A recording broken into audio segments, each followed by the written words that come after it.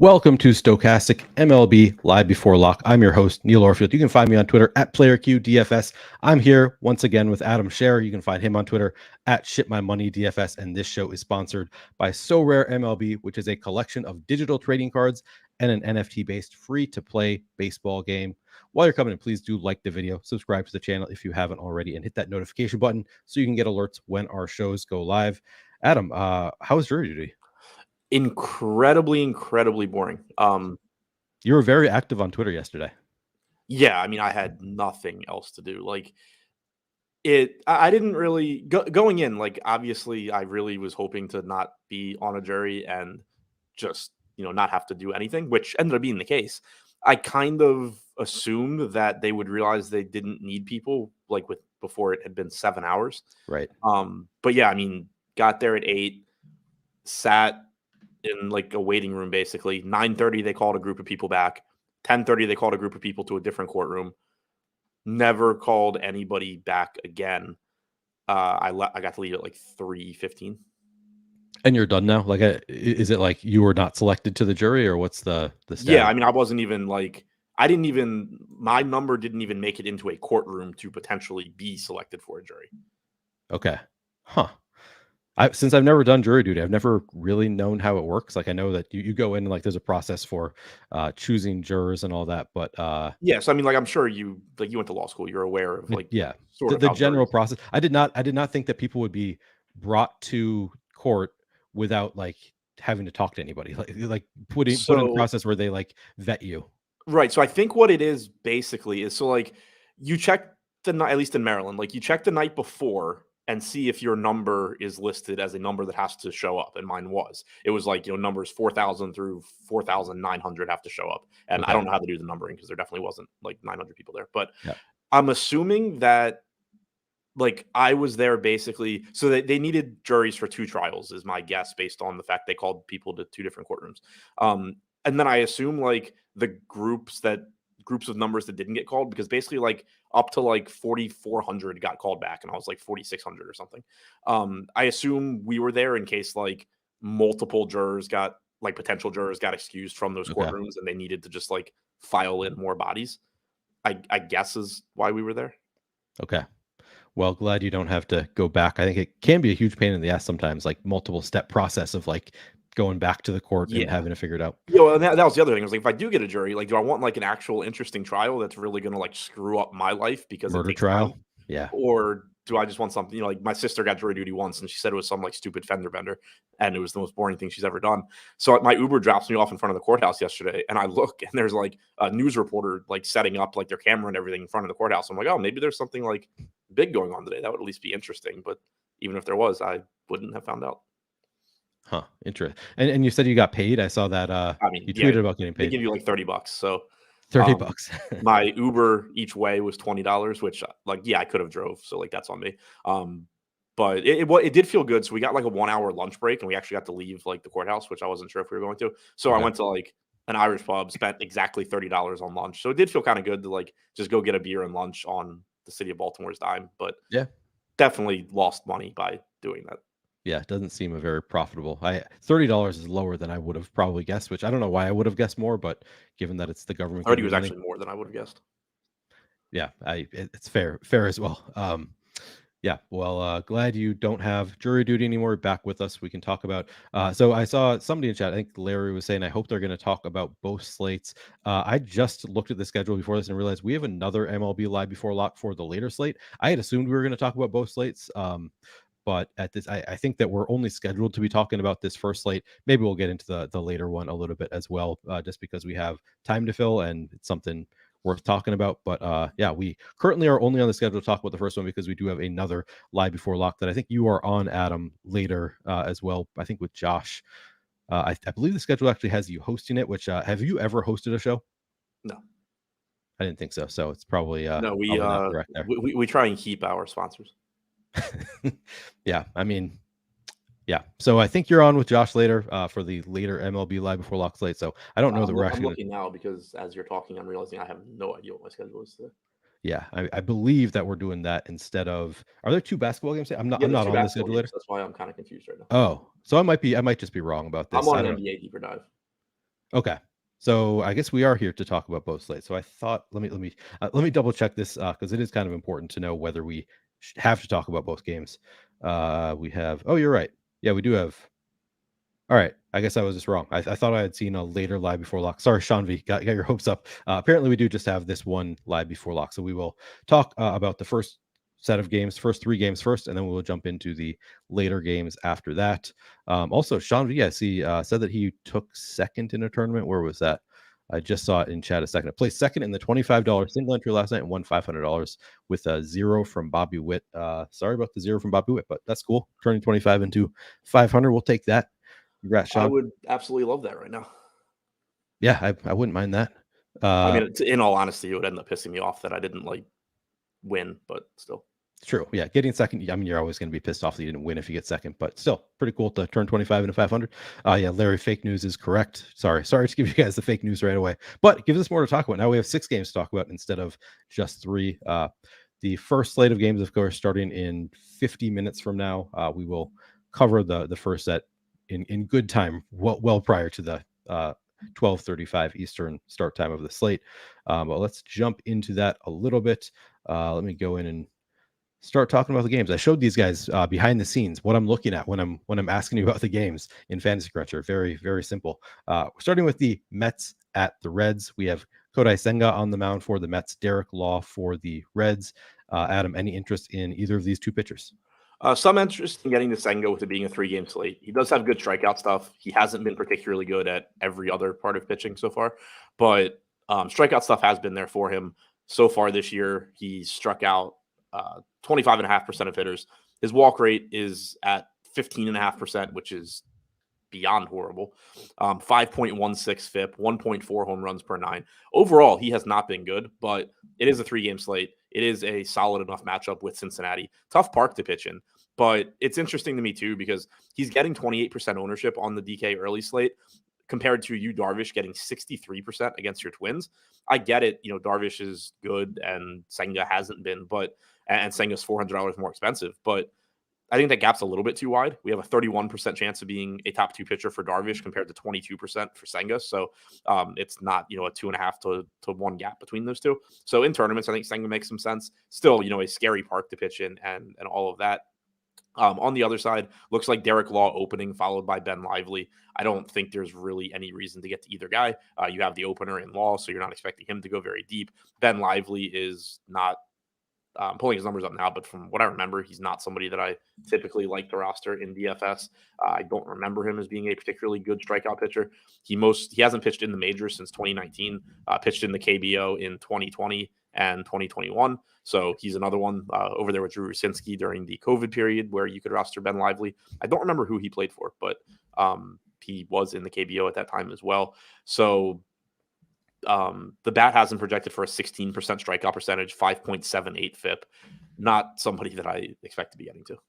Okay, so getting to some Senga, nobody from the Reds. What about the bats in this game? Yeah, I mean, the Mets come in with a 6.2 implied run total. They're going to look really good. Typically, it's not ideal when you get an opener followed by whatever you want to call him, follower, long reliever, starting pitcher, not starting, whatever, because you are just, you're not getting as many looks at the same guy. But neither of these guys are particularly good, especially Lively. So the Mets do still look very good here. They are first in top stack percentage. They are double the next closest team. The White Sox have a 17% chance of being the top stack. Mets are at 35%. 28% aggregate ownership coming into the Mets, but they're also pretty cheap. 22.5% chance of being the top value stack puts them second to Kansas City. So overall, they do look like a good stack. You'll just have to, sort of figure out how to balance out ownership.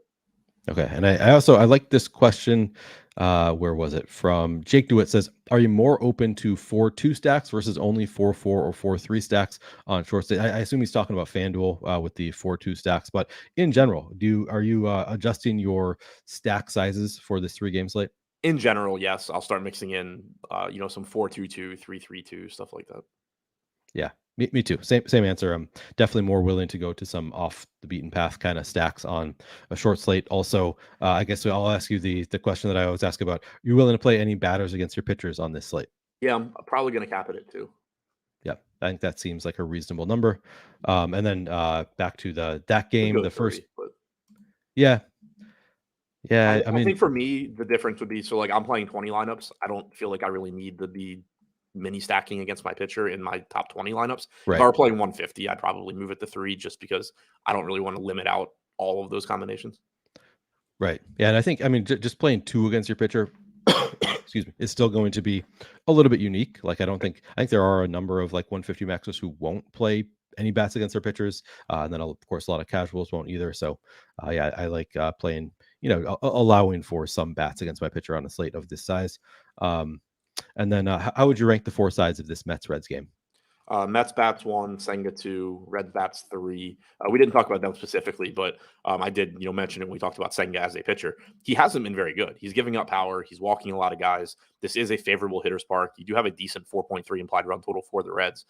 So if you want to get to some of them in tournaments, they are currently coming in second from the bottom in top stack score in top stack percentage, but you basically, when you look at the percentages, you have the Mets just running away with it. Like I said, you have the White Sox, the Royals, the Padres, and Cincinnati all between 11 and 17% chance of being the top stack. And then you have Minnesota a bit behind those guys against Darvish. So it's not like you have a massive gap there. It is a relatively high upside spot against a pitcher who has struggled with power, does put a lot of guys on base in a favorable hitter's park. The problem is just that the Reds aren't a particularly good offense, but still plenty of upside there. And then last is either of the pitchers from the Reds.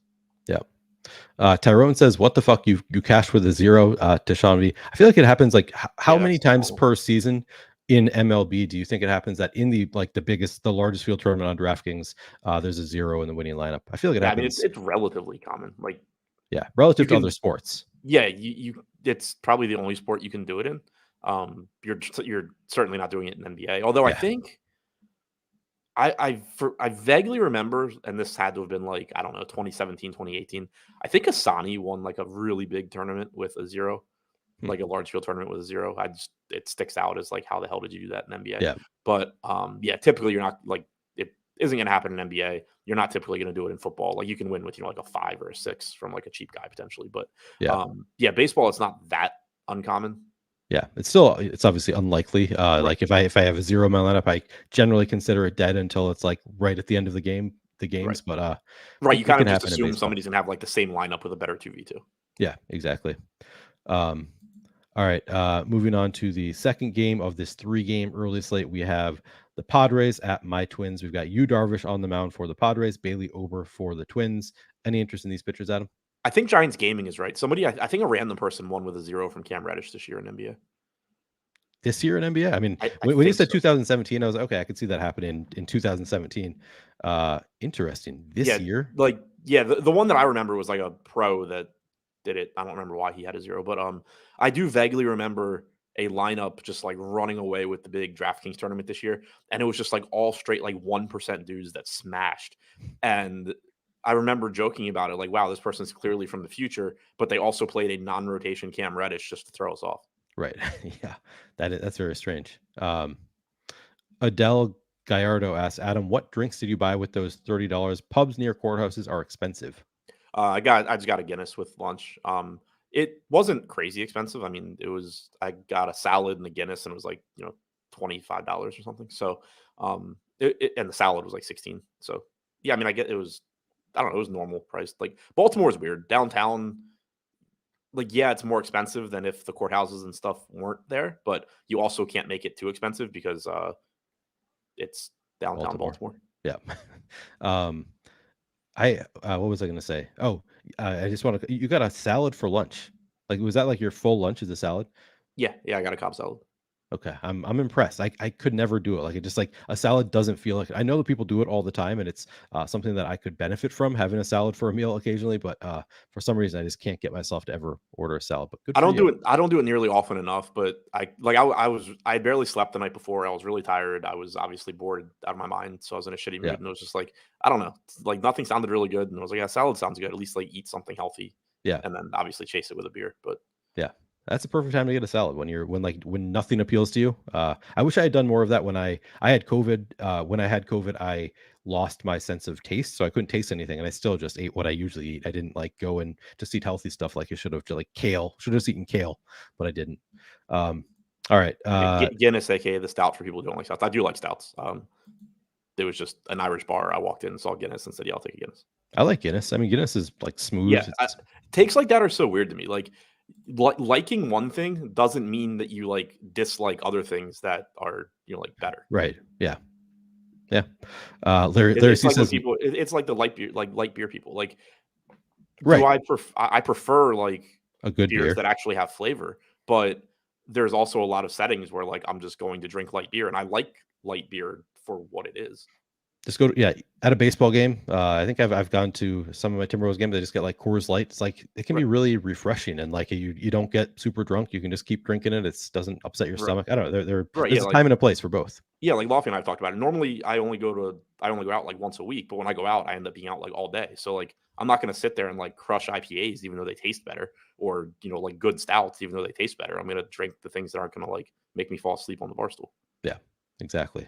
I got to ask you this. So Larry C says Neil's getting a Juicy Lucy. Adam, do you know what that is? No.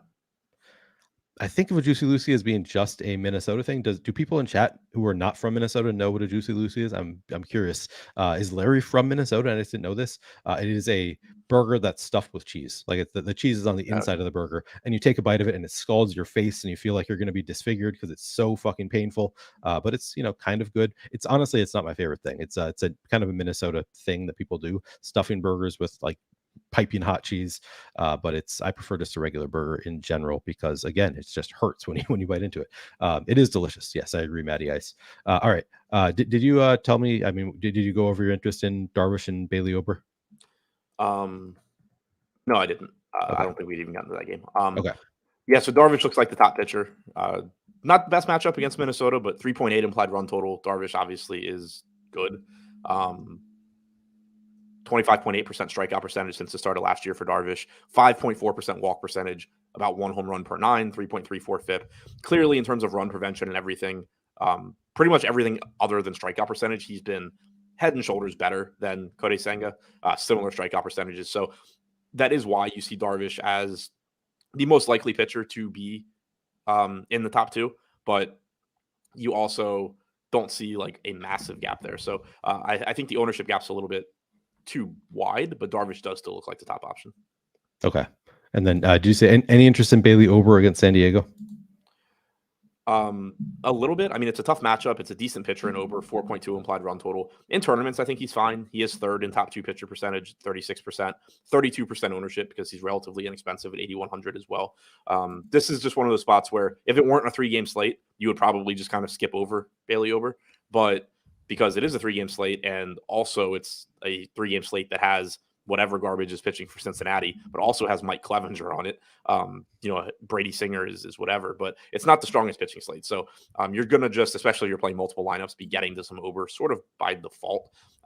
He's not a bad pitcher. He has a 22.7% strikeout percentage since the start of last year. 2.83 FIP is obviously very good. He's allowed about half a home run per 9 innings. 4.31 xFIP suggests that probably he's gotten a little bit lucky in his home run to fly ball rate. I don't have it in front of me, but either way, just a decent arm in a tough matchup on a 3-game slate. I'm enjoying in chat right now. I see Flex says, "Where's Sean at?" Sean responds, "I can't play him." It says, "Yo, Flex," and Flex responds, "He must have blocked me. R.I.P." So apparently, Sean, I didn't even know you can block people from you seeing them in chat, but apparently, Sean has Flex blocked because they are talking past each other, which is funny to see. I also had, I see Red Skittle says, "Just drink White Claws and call it a day." Damn, I think he's referring to light beer. Just go. I drink. So like I drink White Claws or High Noons a good amount, but I also just get tired of them. I can't drink more than like 2. Like I like them as like occasionally I can have a couple White Claws, but I can't drink more than a couple White Claws. Whereas like light beer, I could drink all night. Yeah, I can drink either one forever. Okay. All right. To the offenses, San Diego, Minnesota. What's your level of interest here, Adam? Sorry. Not. I mean, it's one of those where like it's a 3-game slate, so I have some. The Padres are a high upside offense against Ober. They are coming in 4th in top stack percentage, but like I said before, once you move beyond the Mets, everybody is close. 14% chance of being the top stack, 16.5% ownership. So high upside spot against Ober, and then naturally you're going to get some leverage there too, since Ober is pulling ownership. Minnesota is bottom of the pack, but also the lowest owned team at 7%. Every other team is at least 13% owned in the aggregate. So you do still get a solid offense in Minnesota. They do still have a reasonable 3.8 implied run total. So you're not writing them off since it's a 3-game slate, but they are the least likely to succeed. Okay. And how would you rank the 4 sides of the game? Darvish 1, Ober 2, Padres 3, Twins 4. Okay. I think probably what happened here, Flex, is that you hid Sean from the channel for you. That'd be more likely if you went and hid Sean, because Sean's saying he's never blocked anybody, wouldn't even know how. Maybe Flex went in and blocked and hid Sean at some point. I don't really know how YouTube works, so I'm just making stuff up. But that would make more sense to me as why you would not see Sean when he's talking to you. All right. Final game of this early 3-game slate. We have the White Sox at the Royals. I think we do have some weather concerns here, Adam. Have you looked at that at all? Yeah, it looks like there is a potential late start, potentially in-game delay. Don't know exactly how it's going to look, but for right now, I'm just treating it like it's going to play in some fashion. Okay. The pitchers we have here are Mike Clevinger for the White Sox, Brady Singer for the Royals. Any interest in the pitchers, Adam? A little bit, Singer at 6,100. That's a pretty fair price tag on a 3-game slate, especially where you can pay 10,300 for Cody Senga, or you can save $4,000 on Brady Singer. It's not like Senga's like a much better pitcher or something. Since the start of last year for Singer, 3.89 FIP, 23.6% strikeout percentage. He has allowed 1.2 home runs per 9. Decent matchup against the White Sox. 4.4 implied run total. Again, this is a spot where, on a bigger slate, you'd probably be looking at Singer and saying, oh, well, he's 6,100. So if I need to pay down, then fine. But on a 3-game slate, it's more so like none of these pitchers are great options. Like Yu Darvish is the only legitimate, like good pitcher on this slate, and he's got a relatively tough matchup with Minnesota. So it's pretty easy to see Singer beating like any of these guys often enough to be viable. Clevinger on the other side, difficult to get to, but again, 3-game slate, he is at least playable, whereas I don't think the Cincinnati guys really are. Clevenger's coming in second from the bottom in top 2 pitcher percentage, but still 26% of the time you're getting a top 2 score out of Clevinger. So if this weren't a 3-game slate with pretty weak pitching, Clevenger is typically pretty easy to pass on, but it is a 3-game slate with pretty weak pitching, so he's at least in play just because it's kind of a crapshoot amongst everybody. So far this season for Clevenger, he's struck out 20.6% of hitters, 5.18 FIP, 10% walk percentage, 1.5 home runs per 9. Like, you shouldn't have any confidence in the guy, but you shouldn't have confidence in most of the pitching today. Yep, makes sense. I see now Flex was fucking with Sean, but he in turn fucked with me by pretending that he could not see what Sean was saying. The whole time they could see each other, so apparently not blocked. All right. How about the bats in this White Sox Kansas City game?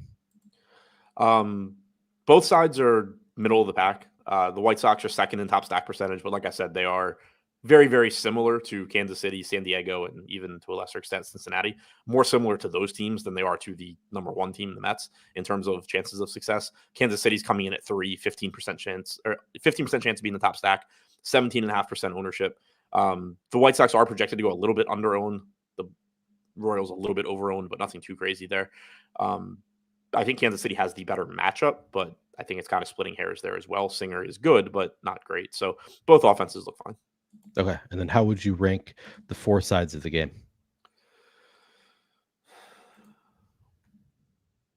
Singer, Royals, White Sox, Clevinger, I guess.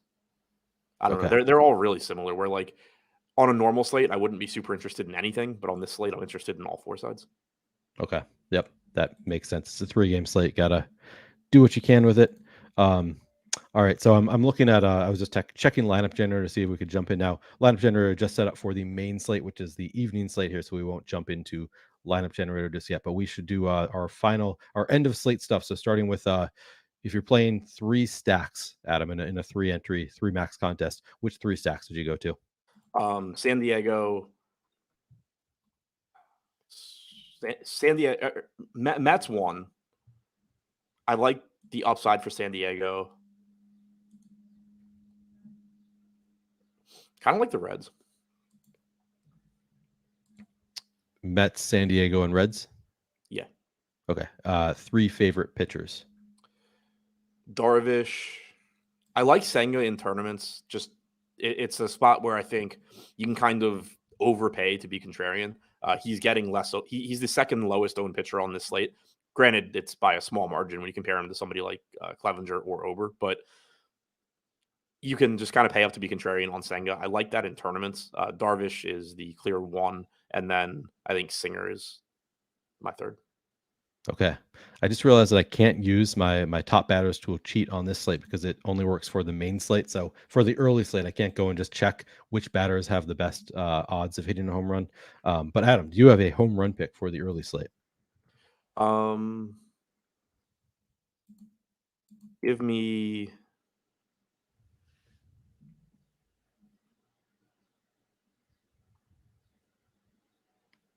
Brett Beatty. Interesting. I noticed that every single starting pitcher today is a righty for this early slate. So I guess I'll go with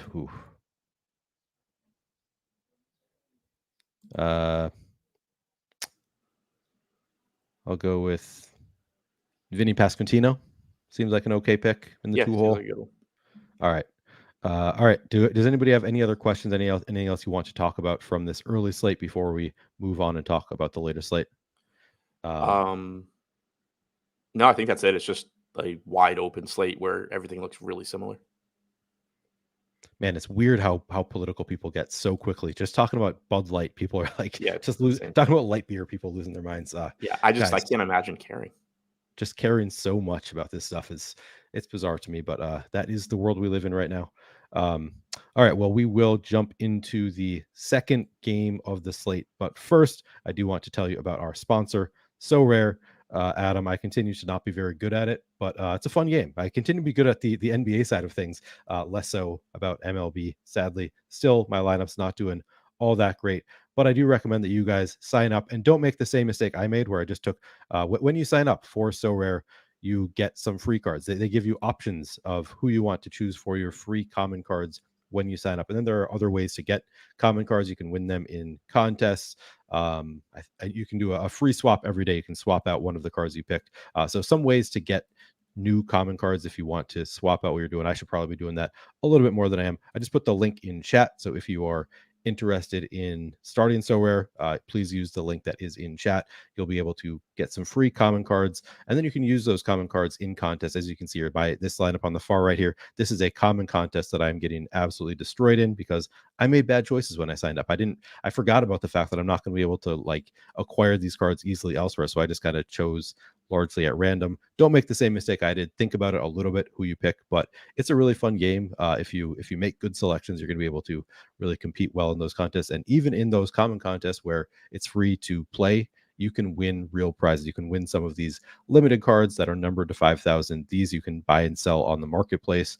So really, it's a free way to play fantasy baseball, and you can win real money prizes. And then, of course, if you want to get into it, like I am here with these limited cards, these you can buy on the marketplace. You can play whoever you want in the limited contest because you can buy whichever cards you want, and then you can. Those cards will work for the remainder of the player's career. So this Anthony Rizzo card here, I can play it this year. I can play it in every contest for the remainder of Anthony Rizzo's career. So, it's a really not much upfront cost for an investment that is going to pay off for years ahead. So really, really fun way to play some fantasy baseball. Make sure you check it out. Link is in the description of this video. All right, Adam, we will move on to the second slate here. Another 3-gamer. Let me pull that one up here. This one doesn't start till 7:05 Eastern. So we've got kind of a wide gap here between games. Oh, and 2 of the games in the later slate don't start until 9:40 Eastern. So that's a big gap here. The Yankees game, Yankees-Rays game is going to be over probably by the time the 2 other games start. Kind of an interesting slate here, but we will jump in, talk about that one a little bit. First game of the slate here, as I said, we've got the Rays at the Yankees. Drew Rasmussen on the mound for the Rays. Domingo Germán for the Yankees. Starting with pitchers, Adam, any interest there? Yeah, Rasmussen second, basically tied with Domingo Germán for second in top 2 pitcher percentage, trailing Nathan Eovaldi. 9,200 is a perfectly fine price tag for Rasmussen. He's a good pitcher. 2.83 FIP so far this year, 3.33 xFIP. He's also struck out 26% of hitters so far this year. That's a nice increase from what we saw last year. Last year, he was good at preventing runs as well, but if I remember correctly, like 21, 22% strikeout percentage, somewhere in that ballpark. So nice to see that come up from a fantasy standpoint. Not the best matchup against the Yankees, who do have Aaron Judge back, but still a good pitcher. Also a negative park shift, getting out of Tropicana, going into Yankee Stadium. These are things that I think are red flags, but relatively small red flags on a 3-game slate. Whereas, on a 10-game slate where you have a lot of pitching, you can be more picky with your pitching. But here it's just sort of like, yeah, well, I wish this game was in Tropicana and that Aaron Judge weren't back. But either way, Rasmussen's still going to look pretty good. Domingo Romano on the other side, same kind of thing. Don't love taking pitchers against the Rays, but it's a 3-game slate, so you kind of are going to have to do some things you're not super comfortable with. Domingo Romano has shown very, very good strikeout stuff so far this year. 28.2% strikeout percentage, 3.8 xFIP, 4.46 FIP. He has had power issues, which is terrifying in this spot. 1.6 home runs allowed per 9 innings so far this year for Herman. And then you're getting this left-handed power in the Rays lineup in Yankee Stadium. Wander Franco, Brandon Lau, Luke Raley, Francisco Mejia, if he's in the lineup, all will be hitting from the left side, taking advantage of the short right field wall. Obviously, don't sleep on Diaz or Rosarena. Those guys are good as well. But in particular, Wander Franco, Brandon Lau, Luke Raley are going to look really good in this park.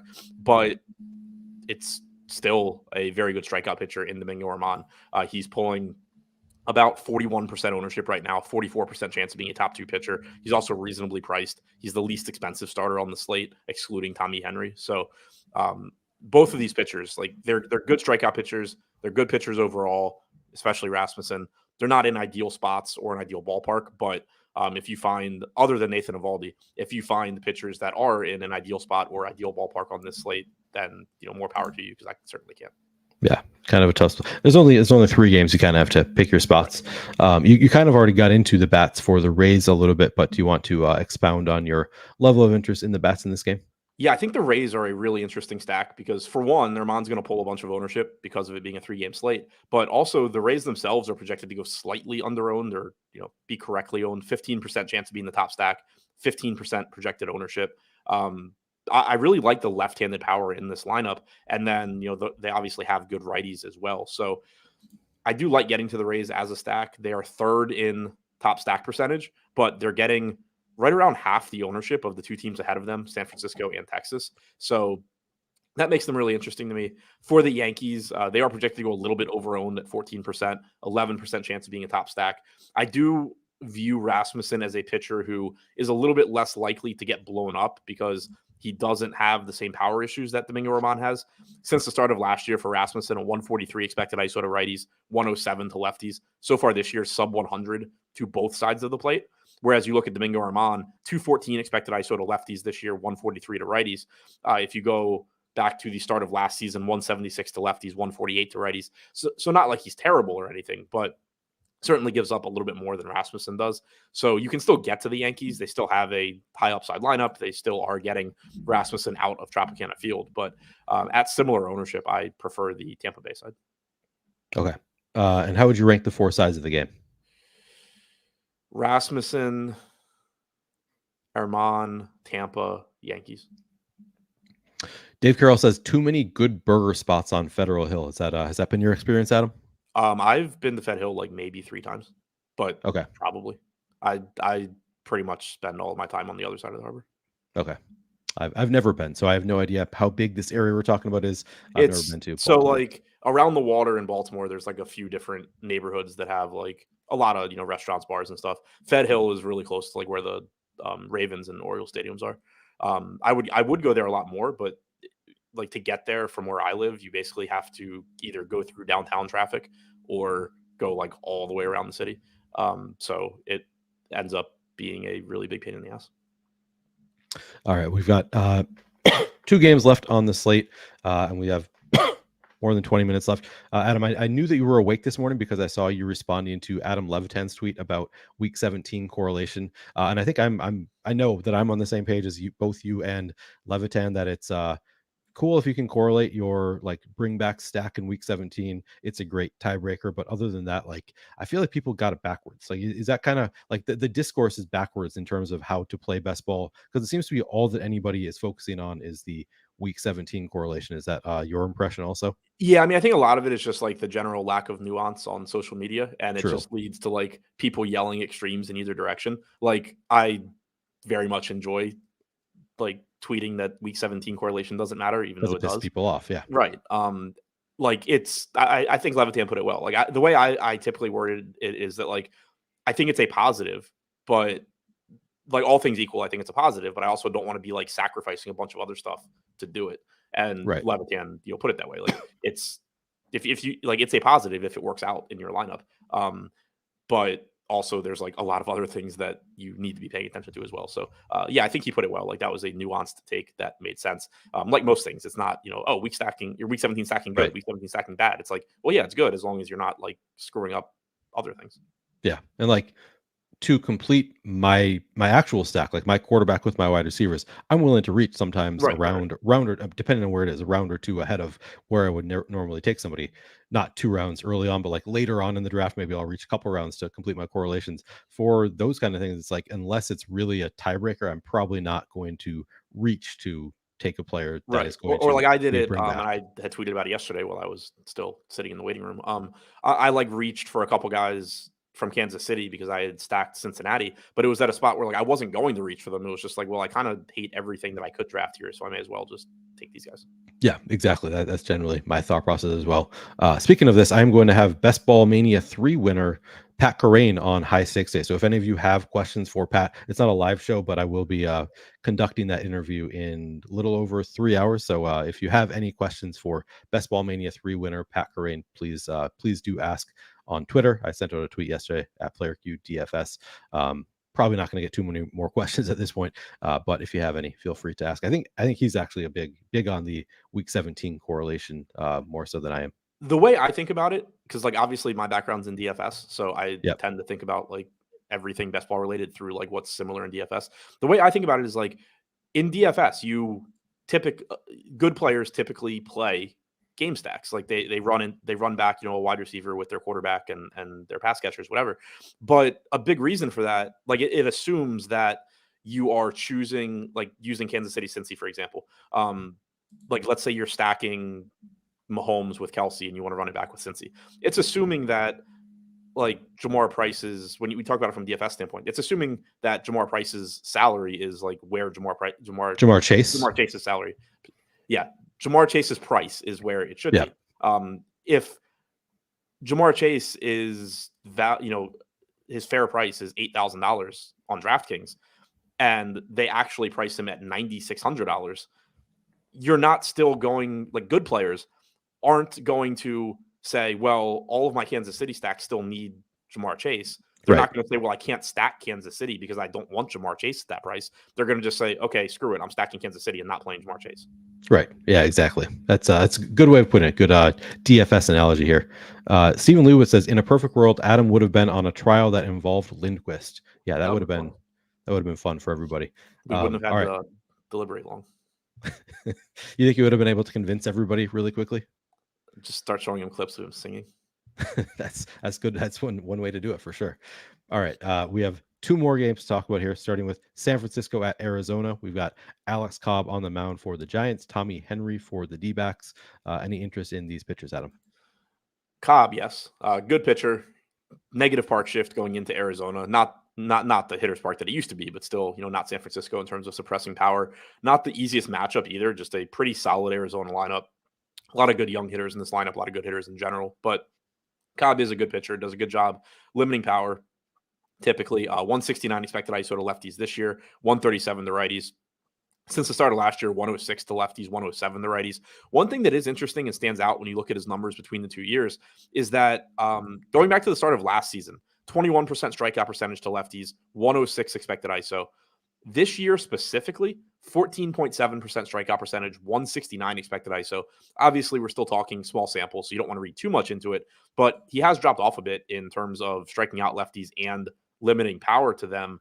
Don't really know what the reason for it is. Very likely that it's nothing, but that is a little bit of cause for concern when you're going into Arizona to face Rojas, Marte, Carroll, Pavin Smith, all from the left side, the top 3, in particular. So Cobb does look good, but sort of like Germán, sort of like Rasmussen, there are some red flags here. They're just not ones that are big enough that I'm not going to be rostering Alex Cobb on a 3-game slate. Okay. What's your level of interest in the bats? Very interested in the Giants. They're coming in second in top stack percentage, just behind Texas. Similar ownership to Texas, so they do look pretty good. Tommy Henry is not a great pitcher by any stretch. 179 expected ISO to righties since last year with a 16.4% strikeout percentage. The one thing that you do need to pay attention to with the Giants is, we talked about this the other day, when they face lefties, a lot of times they run out a very, very right-handed heavy lineup, which is appealing and offers good value. Like, for example, if you get a $3,100 David VR in there, that's going to be a good value.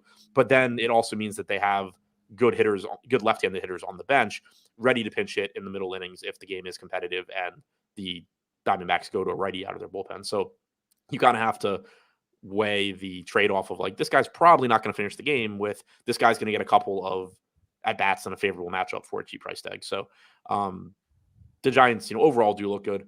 Guys like Estrada, Flores, Haniger, Davis, I don't think you really need to be concerned with the pinch hit risk. Casey Schmidt should probably be fine, I think.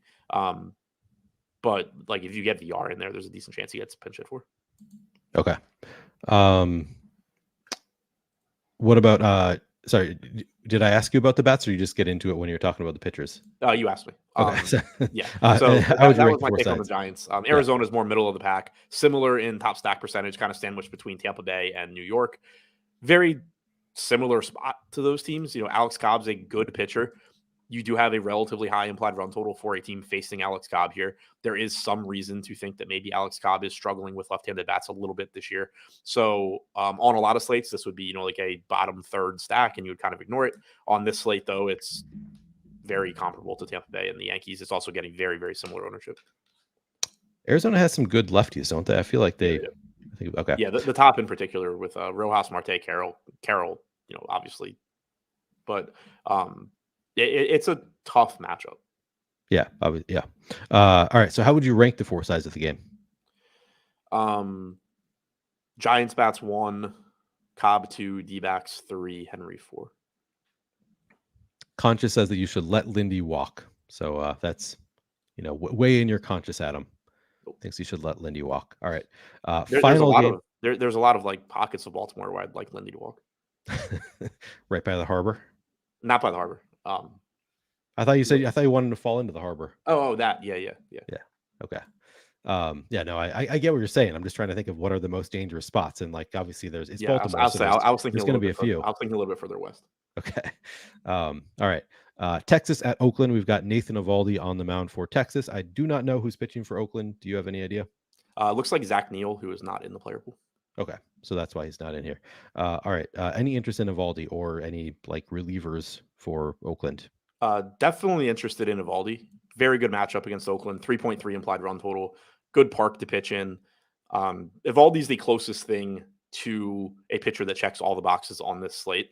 And that's not to say he can't fail. He certainly still can. It's not like he's a true ace or anything like that. And even those guys can fail. But 24.9% strikeout percentage this year for Eovaldi. 2.17 FIP. Good park. Good matchup. You talk about the other quality pitchers on this slate. The Yankees have a 4.3 implied run total against Rasmussen. Rays 4.3 against Dermon. Diamondbacks 4.4 against Cobb. A's 3.3 against Eovaldi. They're the lowest implied run total by a full run. They are a favorable pitcher's park. So Eovaldi is pretty clearly going to grade out as the top pitcher. As a result, he's pulling 64% projected ownership on DraftKings, 51% chance of being a top 2 pitcher. So just, looks really good. On the other side, I'm not interested in getting anything from Oakland pitching. Okay. Stephen Lewis says, I do have Eovaldi on my so rare team this week. Seems like as good of a matchup as any if you're playing Eovaldi against Oakland. Seems like a good spot to have him. Yep. Larry says, I had to look up Zach Neal. He's 34 years old. Wow. Called up for the first time. 2018. Oh, so yeah, he has pitched in the majors, just not for several years. Interesting. Yeah, he's 31 total major league games, 6 starts, 85 and 2/3 innings pitched. A unbelievably impressive 10.5% strikeout percentage. I didn't know it could get that low. 4.84 FIP. Okay. How about the bats in this Texas Oakland game? Texas looks good. I mean, this has been one of the best offenses in baseball this year. Still don't have Corey Seager back, but you still have a lot of power in this lineup. The park does hurt a bit, but you still have a 5.2 implied run total, which is the highest on the slate, slightly edging out the Giants. They are coming in as the highest top stack percentage at 28%, 24% projected ownership. Not quite as cheap as the Giants, but still shouldn't be that difficult to get to them. On the other side for Oakland, if you go there, it's purely just trying to leverage against a 60% owned Eovaldi. Evaldi's a good pitcher. Typically, I don't really target against him. Certainly not with a team as bad as Oakland, but there's 6 offenses on the slate. Like if you just assume everything is average, you're talking about a 17% chance of Oakland being the top scoring stack. Obviously, everything's not equal, so that comes down a bit. But we still have them with a 7% chance of being the top stack. I think that's like about as low as you could ever predict it. So, right. 7% isn't high, obviously, but when you think about larger slates, like we play 7% top stacks all the time. Yeah. So like, yes, they are clearly the least likely to succeed here, but they're still relatively likely to succeed and come through. And they're only getting 8% ownership on a 3-gamer. So from the ownership standpoint, you can certainly make it, but it's also the lowest probability spot you can get to. Right. All right. How would you rank the 4 sides of the game?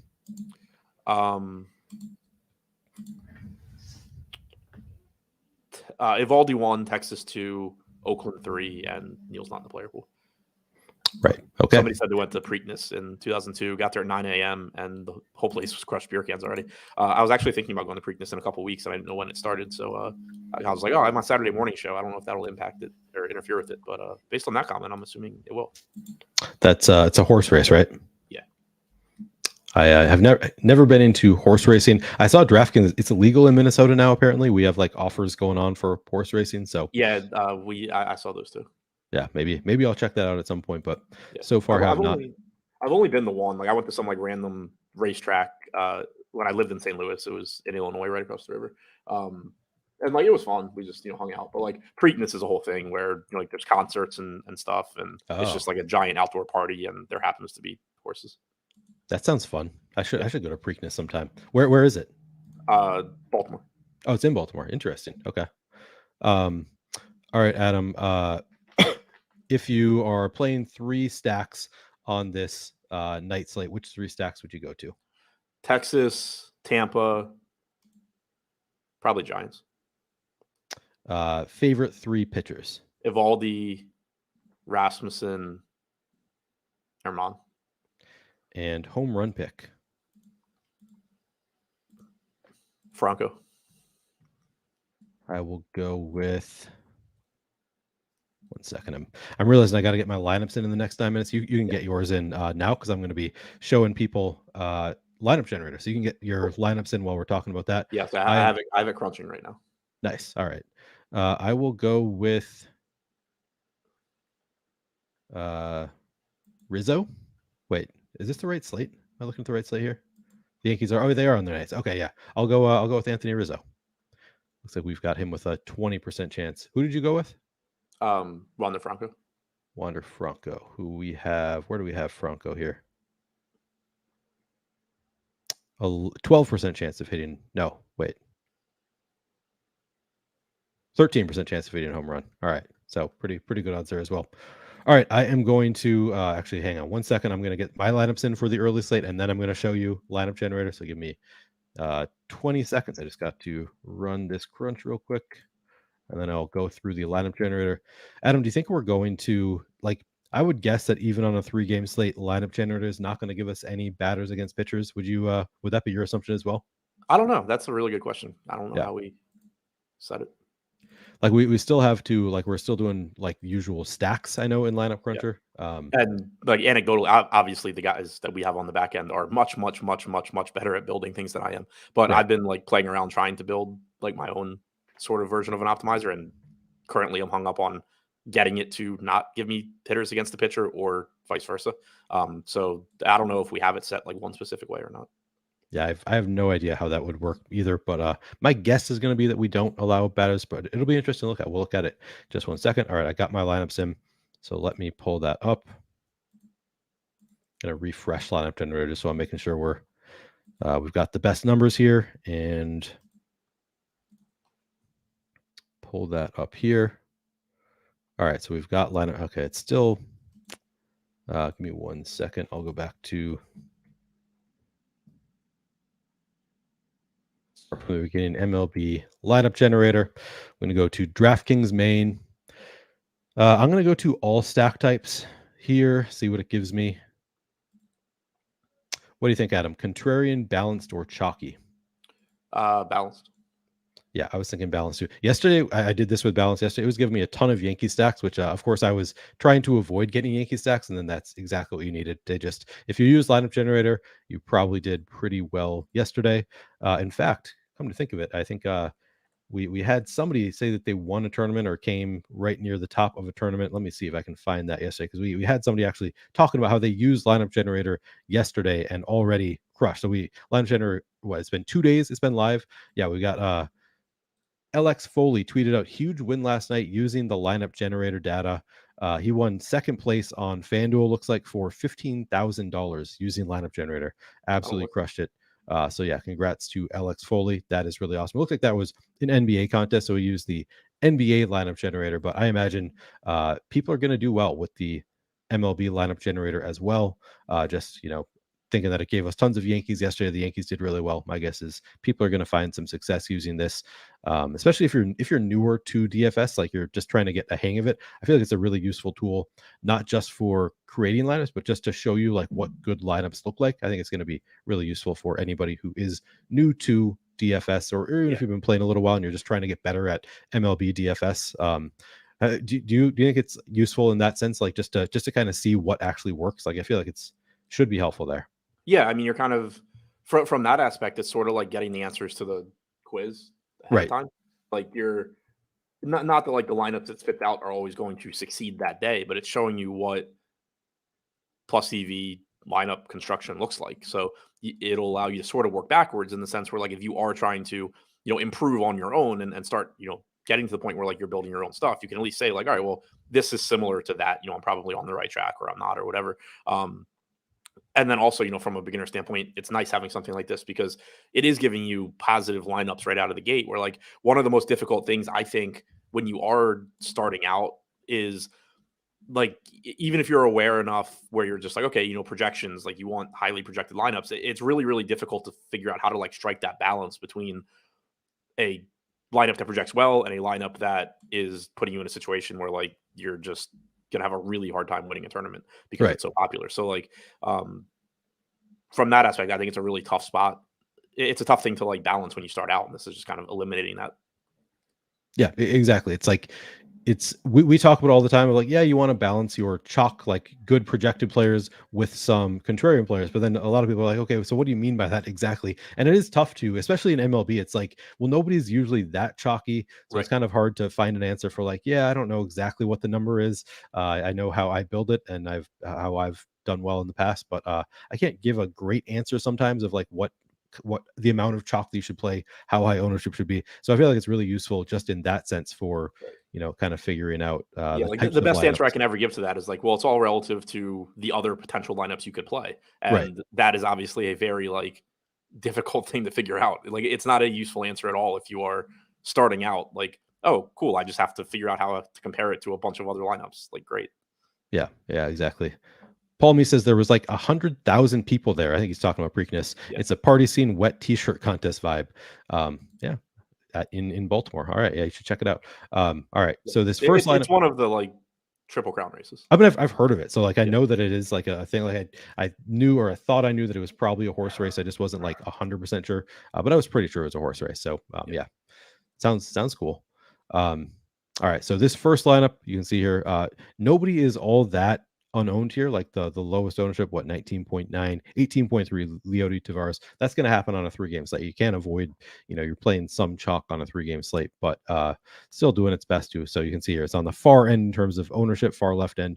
It's on the very chalky end of the slate. But again, all of these lineups have already been vetted using the Stokastic sims. They do, I believe it's 10,000 sims. They've found that over 10,000 simulations of the contest, this lineup is positive EV. So it's winning, making money over the long term. And of course, that's beating rake. It's kind of hard on your own to make plus EV lineups. Lineup generator will do it for you. So here's one right away. We've got Domingo Ramon, Nathan Eovaldi. This one looks like it is a 5-3 San Francisco Texas stack. So this one is a 5-3. I allowed it to give me all lineups, so we'll see if we have anything that's a little bit different. But yeah, I mean, nothing really stands out to me about this lineup. It's using close to the full salary cap. It's a 5-3 stack. We'll see if we get any non like fully stacked lineups here. I don't think we're gonna get too many, but this one looks good to me. Any comment on this lineup, Adam? San Francisco. Didn't see it because I just broke my Excel sheet and Okay. That's probably not a problem that you don't see it. I mean, I think we've talked about it enough, but you can see here it's a 5-3 stack. I'm gonna save this one, see what the next one looks like. This one we've got San Francisco, New York. So the lineup generator is liking San Francisco, at least doing these balanced builds today. We've got a 5-3 San Francisco, New York Yankees stack. Man, Anthony Rizzo, 12% ownership. That's my home run pick. Yeah, it's low ownership on Anthony Rizzo. Jose Trevino at 11%. Yankees looking kind of relatively low owned, which I guess makes some sense. Not the best matchup, but looks like a good overall. We're still not getting any. Wait, New York and San Francisco as the pitchers. Oh, we did get So here we do have Domingo Germán and Alex Cobb. Oh no, never mind. They're not playing each other. So we have. It's interesting. So in this case, we have a 6-man stack with the pitcher for San Francisco, and then a 4-man stack with the pitcher for the Yankees. That's interesting. Kind of added correlation there with your pitcher as part of the stack. So that's kind of a cool lineup. This one, let's see, still run into a lot of, Texas.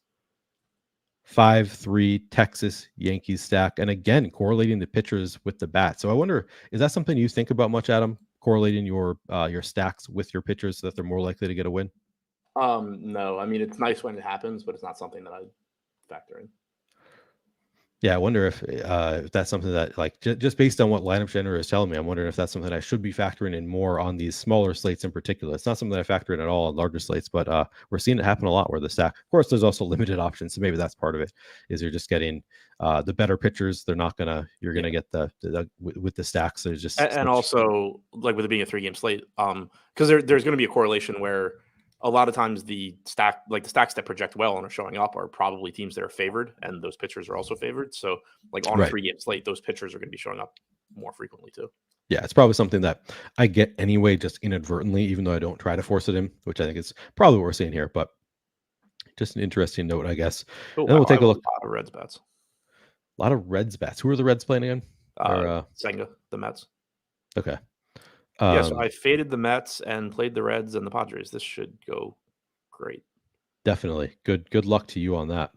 All right, this will be the final lineup that we look at. We got Alex Cobb and Drew Rasmussen, and it looks like we have a 5-0 stack here, where we've got Texas 5-man stack with San Francisco 1. I guess we got 2 San Francisco, and then Esteury Ruiz from Oakland. So it's an unfort, but it's a 5-2 stack. Again, looks good. We got Ruiz bringing down the ownership here with an otherwise somewhat chalky lineup. Nobody who's extremely low owned, but again, it's a 3-game slate. You're going to find that, but still getting some nice stacks here. Check out Lineup Generator if you haven't already. You can get it currently for 50% off.